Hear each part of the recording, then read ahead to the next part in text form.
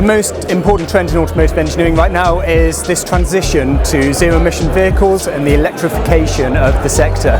We've had 100 years of developing internal combustion engines, and now we need to move to a new powertrain type, refine it, optimize it, and industrialize it, ready for mass market. Well, I believe the most significant trend in automotive engineering, at least in Europe and the UK, is the transition towards hydrogen fuel as a sustainable new fuel, and all the technologies supporting hydrogen development and hydrogen application in the automotive industry. We also see a greater role of software in the way us as humans interact with the vehicles, seeing an increase of feature development needed in order to bring the car in as an extension of our sort of digital life. Our biggest challenge into transitioning into electric vehicles, I think, is twofold. It's the politics and keeping up to date with that and not changing our minds once we commit, and upskilling our current workforce.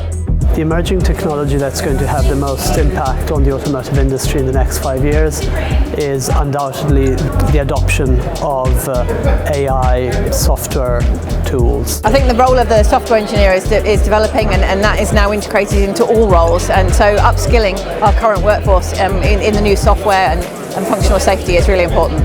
The most valuable session at the conference so far has been the talk by Hadi Mostarzadeh on global megatrends and the UK industry.